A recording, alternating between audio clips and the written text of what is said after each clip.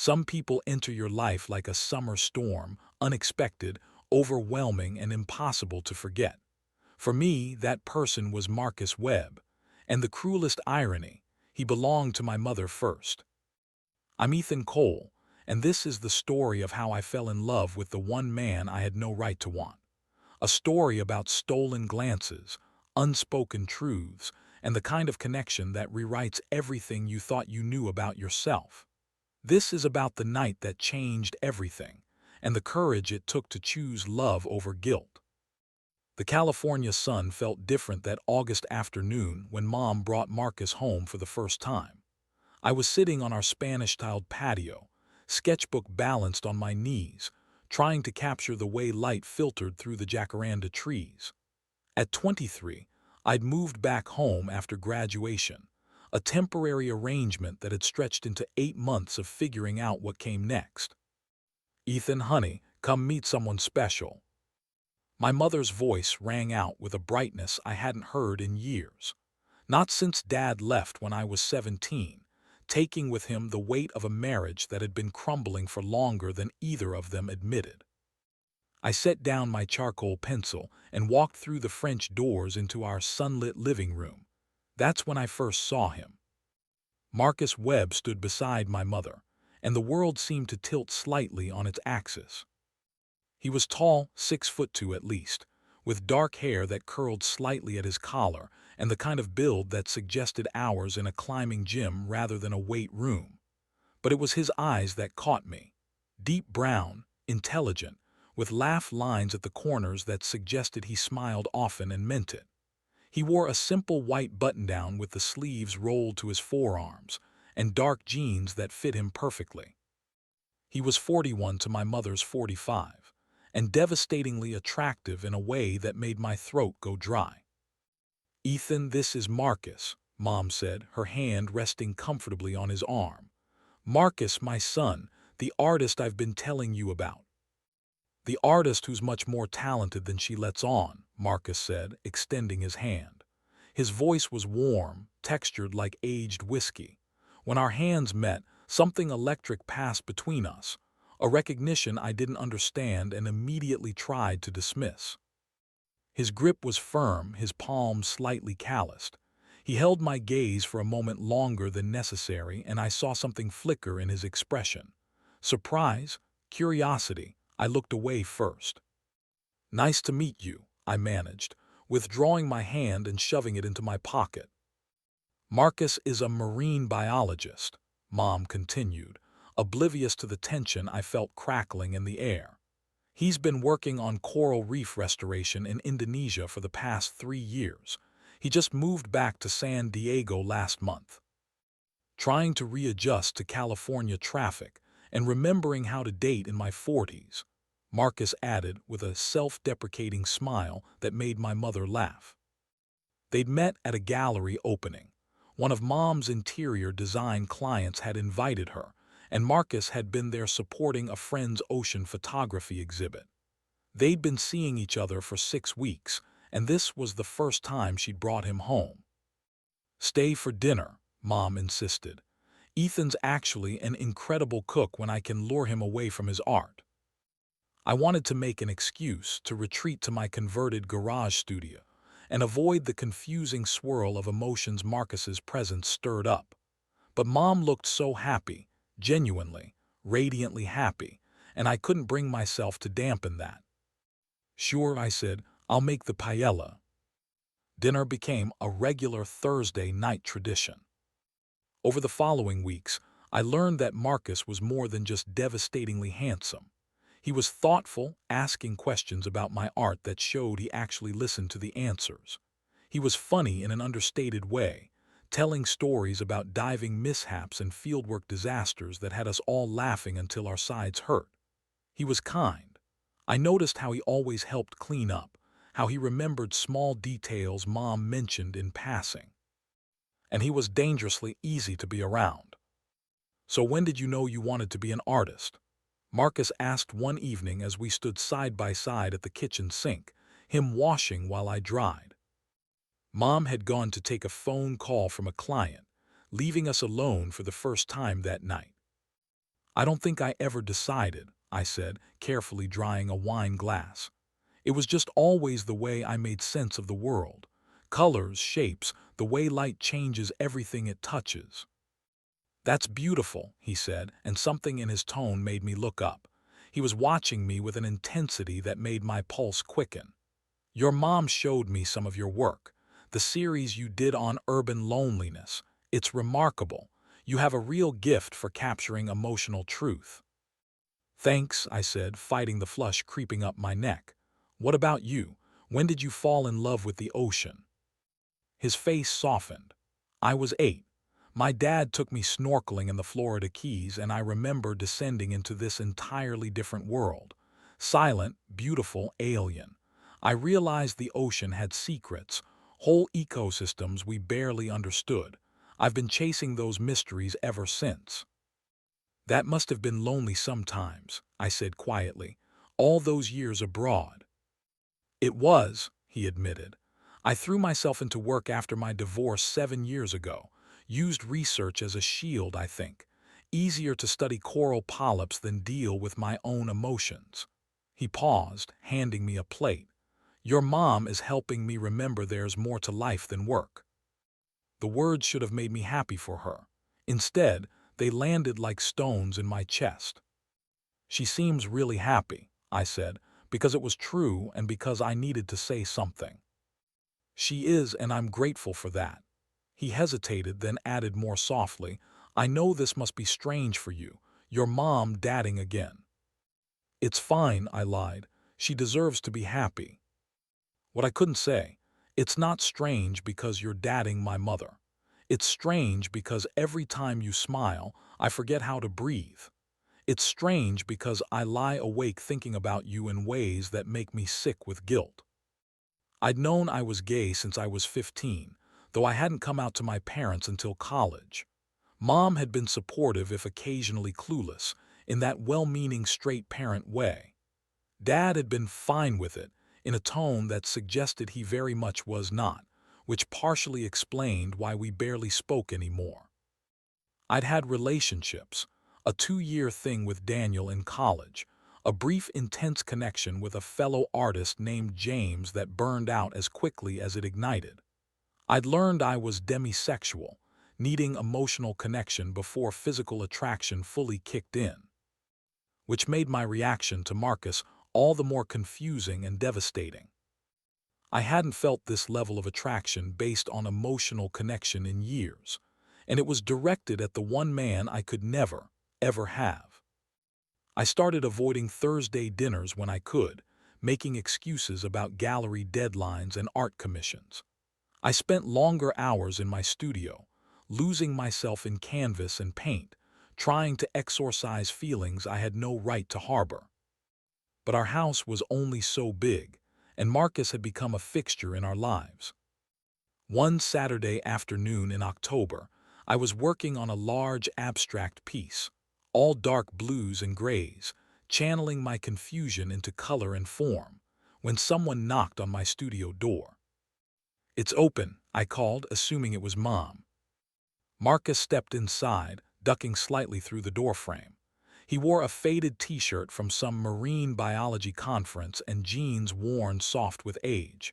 He looked younger, more relaxed than usual. Hey, he said. Your mom's at a client meeting. I thought I'd check on you. We haven't really talked lately. My stomach tightened, just busy with work. Right. He moved further into the space, studying the paintings leaning against the walls. My studio was my sanctuary. High ceilings, north-facing windows, the smell of linseed oil and turpentine.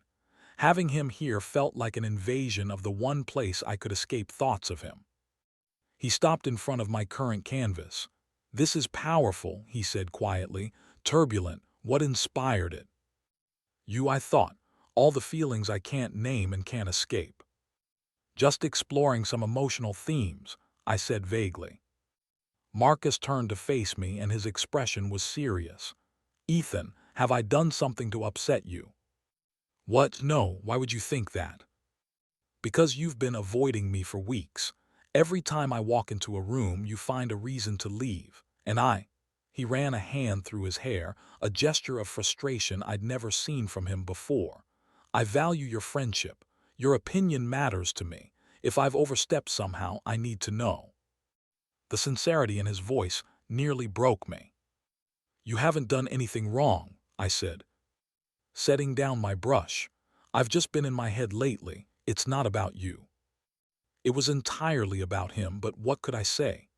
I'm avoiding you because I'm falling for you, and you're dadding my mother, and I hate myself for feeling this way.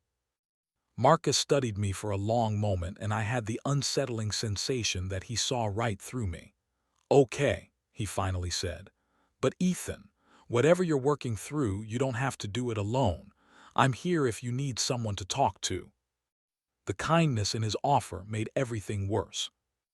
After he left, I stood in my studio surrounded by half-finished paintings, feeling like I was coming apart at the seams. I couldn't keep going like this, living in the same house, pretending everything was fine, watching him with my mother while my heart quietly broke. Something had to change. The change came on a Tuesday night in late October. I was in my studio working late when I heard raised voices from the house. Mom and Marcus, arguing, something I'd never witnessed before. I tried to ignore it, but their voices carried through the night air. You're never really here, even when you're here, Mom's voice sharp with hurt. That's not fair, Catherine. I'm trying to balance my research and there's always another project, another paper, another dive. I thought you'd left that behind when you moved back. I felt like an eavesdropper in my own home. I put in headphones and tried to focus on the painting in front of me, a commission for a tech company's lobby, abstract shapes in corporate blues and greens. 20 minutes later, my studio door opened without a knock. Marcus stood there, looking devastated. His hair was disheveled like he'd been running his hands through it, his eyes dark with pain. "Can I?" He stopped, seeming to collect himself. "Can I come in?" I nodded, pulling out my headphones. He closed the door behind him and leaned against it, quiet for a long moment. "We broke up," he finally said. "Your mom and I just now." My heart did something complicated. A swoop of guilty relief followed immediately by shame and concern. "Marcus, I'm sorry." "Are you?" He looked at me directly, and there was something new in his gaze, something raw and unguarded. "Because I'm not sure I am, and that makes me feel like a terrible person." "What do you mean?" He pushed off from the door, packing the length of my studio. "I care about your mother. She's brilliant and warm and beautiful. But these past few months I've been lying to myself, lying to her." He stopped, facing me. The person I couldn't stop thinking about wasn't her. My breath caught. "Marcus, I know I shouldn't say this. I know it's complicated and potentially disastrous. But I can't keep pretending I don't feel this." He gestured between us. "Whatever this is." The air in the studio felt charged, electric. "You're talking about." "You, Ethan, I'm talking about you." The world seemed to stop spinning. All the weeks of careful avoidance, suppressed feelings, guilty glances, suddenly laid bare between us. "I'm your ex-girlfriend's son," I said, even as my heart raced. "This is impossible." "I know." He moved closer and I could smell his cologne, see the flecks of gold in his brown eyes. "I know all the reasons this is wrong, but tell me you don't feel it too. Tell me I'm alone in this and I'll walk out of here and we'll never speak of it again."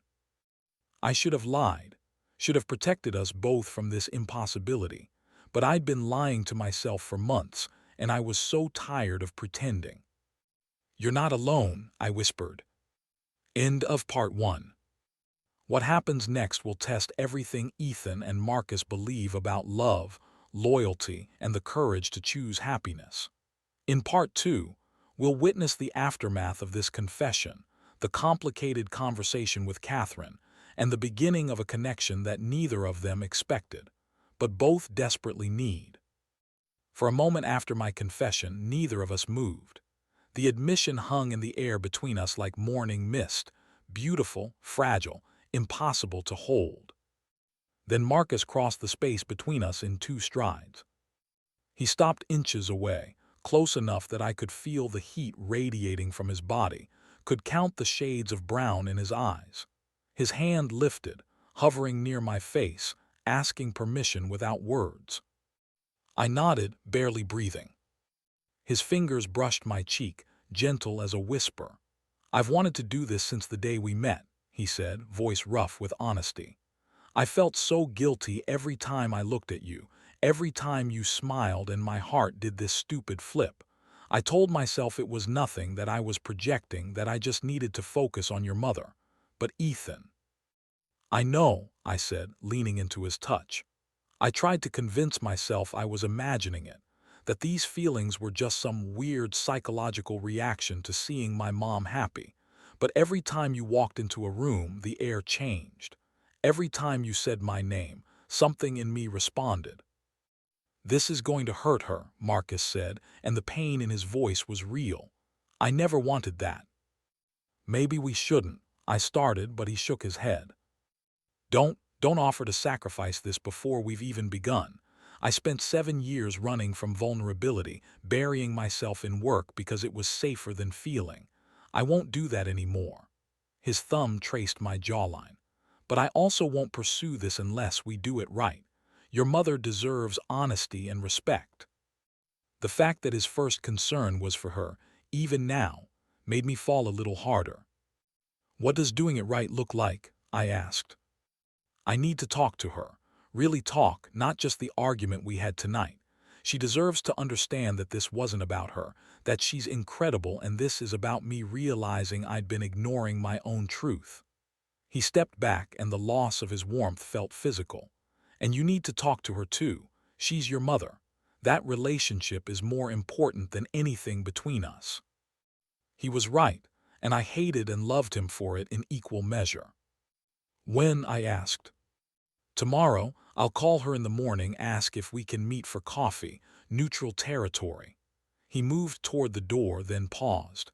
"Ethan, tonight didn't happen because your mother and I broke up. We broke up because I'd already fallen for you.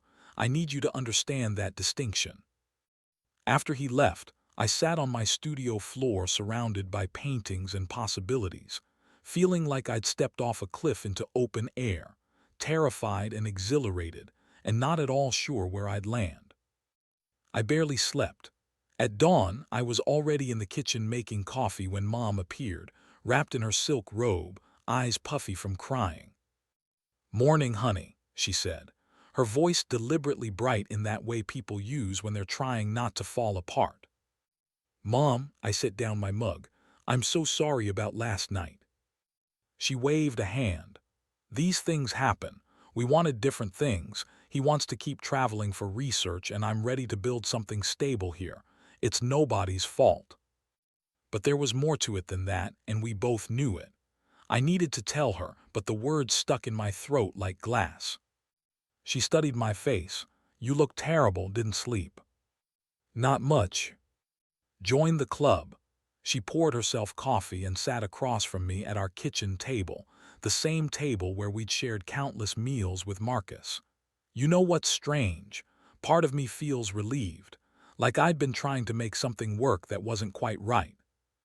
"Mom, don't get me wrong, he's wonderful, but there was always something." She paused, searching for words. "Something missing, a spark that should have been there but wasn't. Does that make sense?" It made terrible, perfect sense. My phone buzzed. A text from Marcus: "Talking with your mom at 10 a.m. Be brave. Whatever happens, we face it with honesty." "Marcus wants to meet with you this morning," I said carefully. She nodded. "He texted me too. I think he wants closure, which is mature of him." She reached across the table and squeezed my hand. "You've been so quiet lately. I've been so wrapped up in my own drama that I haven't checked in. How are you doing?" The genuine concern in her eyes nearly broke me. "Mom, there's something I need to tell you, but I want you to hear it from me first before you talk to Marcus." Her brow furrowed. "Okay, now you're worrying me." I took a deep breath and jumped. I have feelings for Marcus, real feelings, and he has feelings for me too. The silence that followed felt endless. I watched emotions flicker across her face: confusion, disbelief, hurt, understanding, and finally something I couldn't quite name. "How long?" she asked quietly. "Since the day I met him. I tried to ignore it, tried to make it go away. I avoided him, threw myself into work. I never wanted to hurt you." "And him?" "The same, I think. He tried to make your relationship work, tried to be present, but—" I couldn't finish the sentence. Mom stood and walked to the window, staring out at the jacaranda trees. For a long moment she didn't speak. When she turned back, there were tears on her cheeks, but her expression was thoughtful rather than angry. "I should be furious," she said. "Maybe I will be later, but right now I'm just sad and weirdly relieved." She laughed wetly. "God, that sounds terrible." "Mom!" "No, let me finish." She came back to the table but didn't sit. "These past weeks I felt him pulling away. I told myself it was work stress, adjustment to being back, anything but the obvious. But I knew Ethan. On some level I knew his heart wasn't fully in it." She wiped her eyes. "And you've been miserable. I told myself it was artistic temperament, but you've been torturing yourself." "I'm so sorry," I whispered. "For having feelings, for being human." She shook her head. "You can't apologize for your heart, neither can he." She sat back down, taking both my hands. "Here's what I need you to understand. You're my son, and I want you to be happy. Genuinely, deeply happy. If Marcus makes you happy, if this is real, then I'll adjust. It'll be weird as hell, and I'll probably need therapy, but I'll adjust." "You're incredible," I said, voice thick with emotion. "I'm practical," she corrected. "And I've learned that love is too rare and precious to reject it on principle. Especially queer love, honey. You've already had to fight for the right to exist authentically. I won't make you fight your own mother, too." I moved around the table and hugged her, and we both cried. Messy, cathartic tears that washed away some of the guilt I'd been carrying. "Thank you," I said into her shoulder. "Thank you for being you." "Just promise me one thing," she said, pulling back. "Take it slow. Make sure this is real, real enough to be worth the complications. And Marcus better treat you like the treasure you are, or he'll answer to me." Despite everything, I laughed. Marcus and Mom met at a coffee shop in Hillcrest, away from the house and its accumulated memories. She told me later that they'd talked for 2 hours. Honest, painful, necessary conversation about feelings and timing and the strange geometry of human connection. "He's a good man," she said when she got home. "I can see why you fell for him. Just give me some time before I have to see you two together, okay?" "Of course," I promised. That night Marcus called me. "Walk with me," he asked. "La Jolla Cove." I met him at sunset. He was waiting by the seawall, silhouetted against orange and pink sky, and my heart stuttered at the sight of him. "Hi," I said, suddenly shy now that we could actually be something. "Hi yourself." His smile was tentative but warm. "Your mom is remarkable, you know that." "I do." She gave us her blessing, not happily but genuinely. She said, he laughed softly. She said, "I see the way you look at him, Marcus. You never looked at me like that, so don't screw it up." That sounds like her. We walked along the coastal path, the Pacific crashing below us, and for a while neither of us spoke. The silence was comfortable, full of possibility. "So," Marcus finally said, "I've never dated someone's son before. I'm not sure of the etiquette. I've never dated my mom's ex-boyfriend. We're both in uncharted territory." He stopped walking and turned to face me. Behind him, the sun sank into the ocean, painting the world in gold. "I want to do this right, Ethan. I want to take you on actual dates, get to know you without the weight of secrecy, build something real." "I want that too," I said, "but I'm scared." "Of what?" "That this will burn too bright too fast. That the reality won't live up to what we've imagined. That we've built this up so much in our heads that we're both going to be disappointed." He reached out and took my hand. The first time we touched with nothing between us but possibility. His fingers threaded through mine, solid and warm. "Then let's find out," he said. "Let's be scared together. Let's take it one day at a time and see what we build." The first kiss happened naturally, inevitably. His hand on my cheek, my hand on his waist, the distance between us closing until our lips met. It was gentle, tentative, a question and an answer all at once. When we pulled apart, he pressed his forehead against mine. "I'm falling for you," he whispered, "completely, terrifyingly falling." "Past tense," I whispered back. "I've already fallen." The next few weeks were a study in balance. Marcus and I moved slowly, deliberately. We went on proper dates, dinner at a small Italian place in Little Italy, a Saturday morning at the farmer's market, an evening at the symphony where Marcus confessed he knew nothing about classical music but loved watching my face as I listened. We talked for hours. I learned about his childhood in Florida, his complicated relationship with his own father, the loneliness of his marriage falling apart. He learned about my experience coming out, my relationship with art, my dreams of opening my own gallery someday. The physical attraction was undeniable, charged glances, the brush of hands, stolen kisses that left us both breathless. But we kept it restrained, building emotional foundation first. "I'm demisexual," I explained one night as we sat on the beach, watching the stars emerge.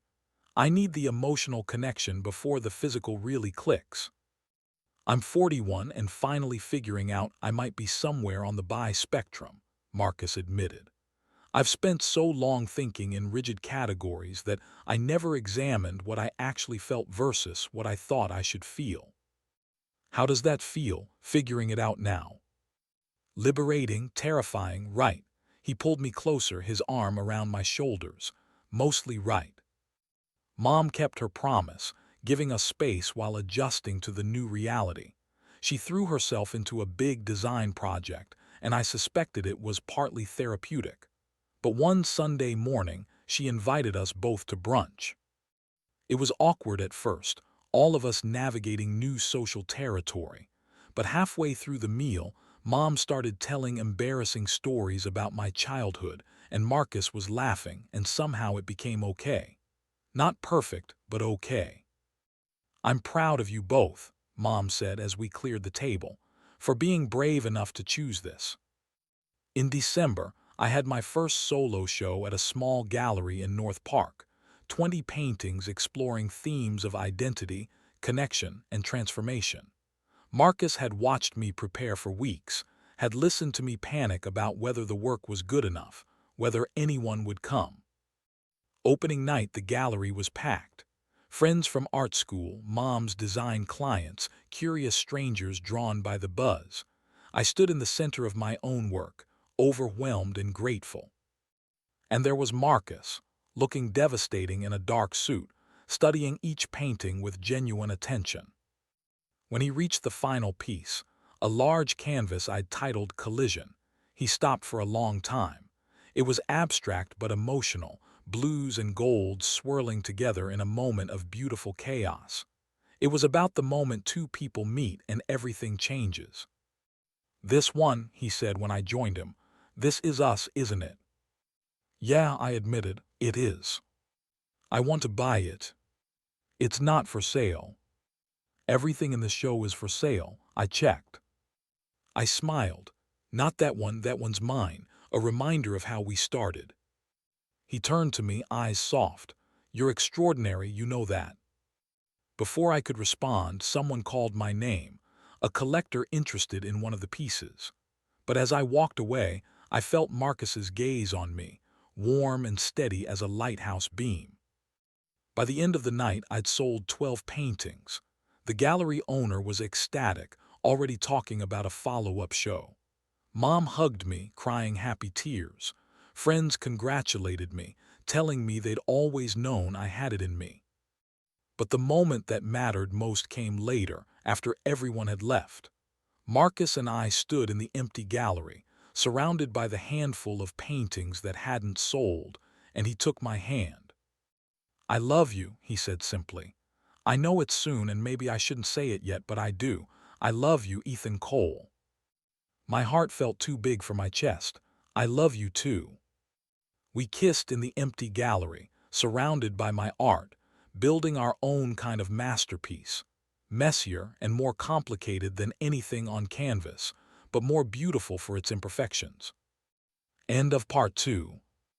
In part 3, Ethan and Marcus face their greatest test when external pressures threaten their relationship. They'll need to decide what they're willing to fight for, and whether love really can overcome the judgment of the outside world.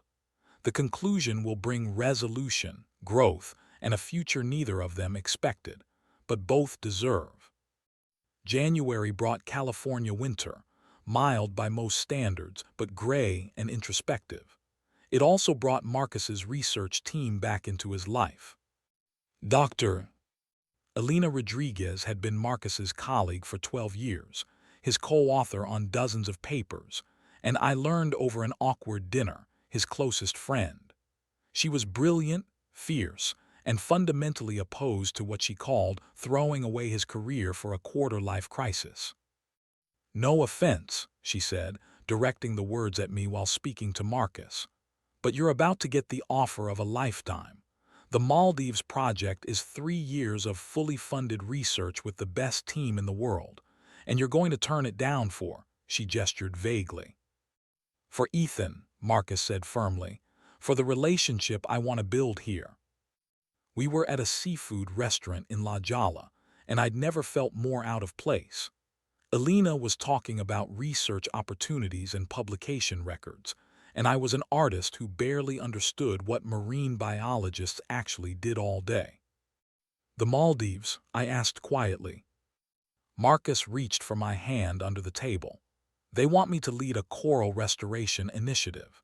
It's a massive opportunity, but it would mean relocating for at least 3 years." "You didn't tell me." "Because I already decided I'm not going. I'm not leaving what we're building." Elena made a sound of frustration. "Marcus, be realistic. You've known him for 4 months. This project could define your career." "I've spent 7 years defining myself by my career," Marcus said, voice harder now. "I missed my marriage falling apart because I was too focused on research. I won't make the same mistake twice." "It's not the same thing," Elena started. "You're right, it's not, because this time I'm choosing love, consciously, deliberately choosing it." After Elena left, still frustrated but slightly less hostile, Marcus and I walked along the beach in silence. The moon was nearly full, painting the waves silver. "Tell me about the project," I finally said. "It's not important." "It is, tell me." So he did. His eyes lit up as he described the coral nurseries, the potential for ecosystem recovery, the chance to train a new generation of marine biologists. His passion was evident, beautiful even. And it made my decision easier. "You should go," I said. He stopped walking. "What?" "Marcus, I watched you talk about this research. You're trying to convince yourself you don't want it, but you do. You light up talking about coral restoration the same way I light up talking about painting." "I light up talking about you too," he protested. "I know, but love isn't about sacrifice, not the kind that breeds resentment. It's about supporting each other's growth." "So what are you saying? We just end this?" The hurt in his voice cut through me. "No," I said firmly. "I'm saying we figure it out. Long distance, frequent visits, whatever we need to do. I refuse to be the reason you give up something you love." "But 3 years is a long time, but not forever." I pulled him close, hands on his chest, feeling his heartbeat. "My art is mobile. I can paint anywhere, and maybe I could visit, spend extended time there, paint the ocean, the islands, actually see you in your element." "You do that?" He sounded awed. "For you, yes, for us, absolutely." He kissed me then, deep and desperate and full of gratitude. When we pulled apart, he was crying. "How did I get so lucky?" he whispered. "We both got lucky," I said. "Now let's figure out how to keep being lucky together." The plan came together over the following weeks. Marcus would accept the Maldives position but negotiate a schedule that allowed for 1 week off every 6 weeks, time he'd use to fly back to California. I would visit for month-long stretches, setting up a temporary studio and immersing myself in the environment. Mom, surprisingly, was supportive. Long distance is hard, she admitted, but if you're both committed, it's doable. And honestly, the time apart might help you both appreciate what you have. The hardest part was telling my artist community. Some friends thought I was crazy for committing to someone who'd be on the other side of the world. Others were more supportive, reminding me that queer relationships often had to be creative to survive in a world not built for us. "We've always had to fight harder for our love," my friend Cameron said over coffee. "Make it work in the margins. This is just another version of that." Cameron was right. The LGBTQ+ community had centuries of practice building families and relationships that didn't fit conventional molds. We'd adapt. In February, I got my own good news. A gallery in Palm Springs wanted to represent me, with plans for a major show in the fall. The owner was particularly interested in a new series I was developing, abstract seascapes inspired by Marcus's work. "You're evolving," the gallery owner said, examining my paintings. "There's a depth here that wasn't in your earlier work, like you've discovered a new emotional vocabulary." That's what love did, I realized. It expanded you, gave you new ways of seeing and being. Marcus left for the Maldives in late March. We spent his last week in California attached at the hip long dinners, longer conversations, making love slowly and memorizing each other's bodies. The intimacy we'd built over 5 months felt solid, real, worth fighting for. His last night, we stayed up until dawn on my studio floor, wrapped in blankets, talking about everything and nothing. "I'm terrified," he admitted, "not of the work, of losing you." "You won't lose me," I promised. "I'm choosing this, choosing us. Every day I'll keep choosing us." "What if you meet someone else, someone who can actually be here?" I cupped his face in my hands. "Marcus Webb, you infuriating, beautiful man. I didn't fall for you because of convenience. I fell for you because you're you, because you see me, challenge me, make me want to be braver. Another person being geographically closer doesn't change that. I don't deserve you." Good thing love isn't about deserving, it's about showing up. And we're both showing up, just in creative ways. We made love that last night with a tenderness that ached, every touch a promise, every kiss a vow. At the airport, we held each other while his boarding time approached. Mom had come too, standing at a respectful distance, her support meaning more than I could express. "6 weeks," Marcus said into my hair. "I'll be back in 6 weeks." "I know, and I'll be here." "I love you, Ethan, more than I knew I could love anyone." "I love you too. Now go save some coral reefs." One last kiss, and then he was walking toward security, looking back 3 times before disappearing into the terminal. Mom came and put her arm around me. "He'll be back before you know it." "I know," I said, and I believed it. The first few weeks were brutal. The time difference meant our calls were often at odd hours, him at sunrise, me before bed. We texted constantly, sharing photos and small moments. He sent pictures of bioluminescent plankton and sea turtle nests. I sent photos of my studio, new paintings, the jacaranda trees blooming purple. But screens were a poor substitute for presence. I threw myself into work, developing the Seascape series with new intensity. Each painting became a meditation on distance, connection, the way love persists across physical space. The Palm Springs Gallery loved them, and word started spreading in the art community. 6 weeks after Marcus left, he flew back for 7 precious days. He was tanned, his hair lighter from sun exposure, his eyes bright with passion for his work. We fell into each other at the airport, and it felt like coming home. That week we barely left each other's side. We talked for hours about his research, my art, the future we were building.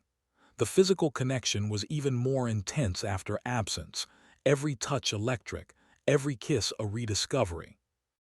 "I miss you every day," he said the night before he had to leave again. "But I'm also proud of us. We're making this work." "We are," I agreed. "And in 2 months I'm coming to visit. I've already booked the ticket." His face lit up. "Really? Really? I want to see your world, paint it, understand what you love about it." The Maldives was a revelation. I arrived in late May, as monsoon season was ending, and Marcus met me at the airport looking happier than I'd ever seen him. His research station was on a small island, a cluster of simple buildings surrounded by impossible blue water and white sand beaches. "Welcome to my office," he said, gesturing at the ocean. For a month I lived in his world. I woke to the sound of waves, spent mornings painting on the beach while he worked with his team. Afternoons, he'd take me diving, showing me the coral nurseries, the delicate structures they were building to restore reef ecosystems. The underwater world was alien and beautiful, exactly as he described all those months ago in my mother's kitchen. I watched him work with his team, saw the respect they had for him, understood why this research mattered. And at night, in his small room with shutters open to the ocean breeze, we built our intimacy deeper. Without the complications of family and social obligation, we could just be ourselves, two people in love, figuring out how to make it work.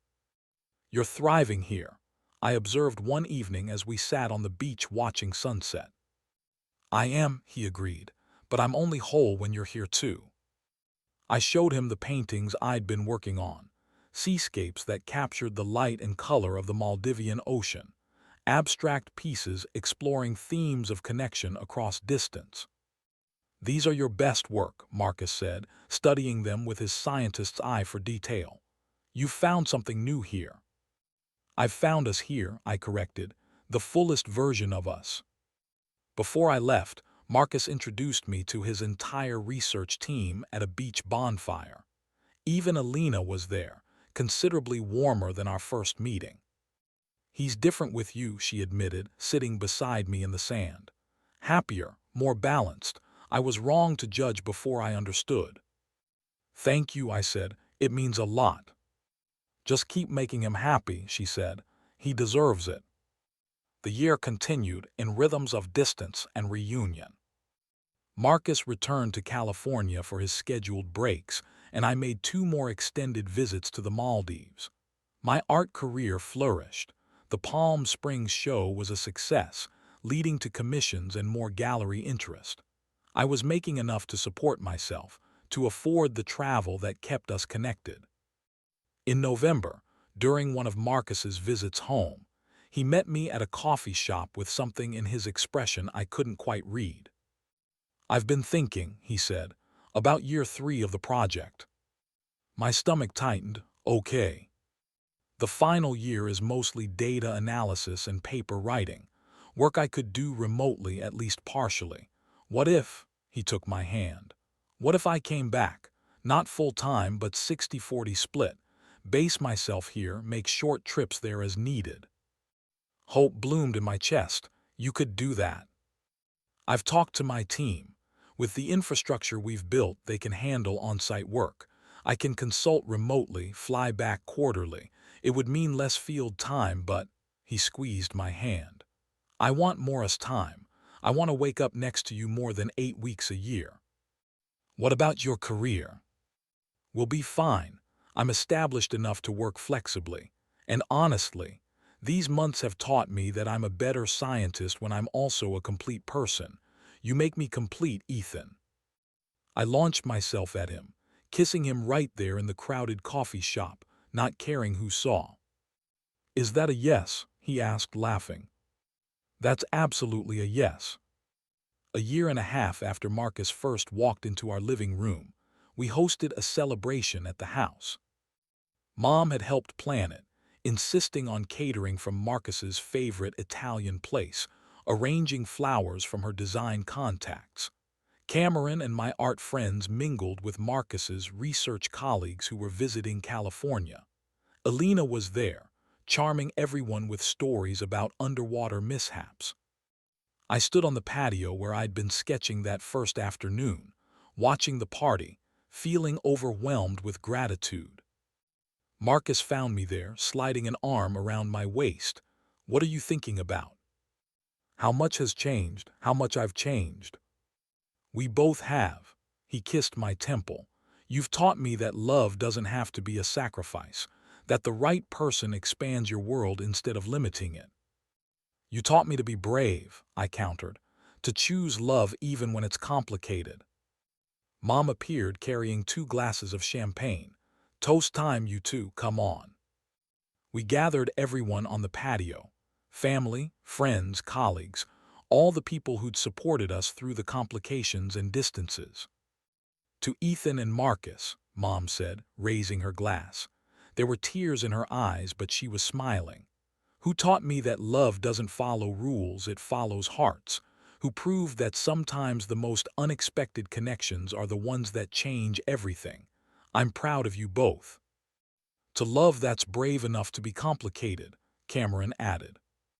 "To coral reefs and seascape paintings," Alina called out, making everyone laugh. Marcus pulled me close and in front of everyone who mattered kissed me softly. "To us," he whispered, "to choosing this every day." "Every day," I agreed. Later that night, after everyone had left and Mom had retired to her room, Marcus and I sat in my studio. He was looking at my latest painting, a new piece I hadn't shown anyone yet. It depicted 2 figures, abstract but recognizable, reaching across a space of blues and greens, their hands meeting in the center. Around them, light refracted through water, coral shapes emerged from shadow, possibility bloomed in every brushstroke. "What's it called?" Marcus asked.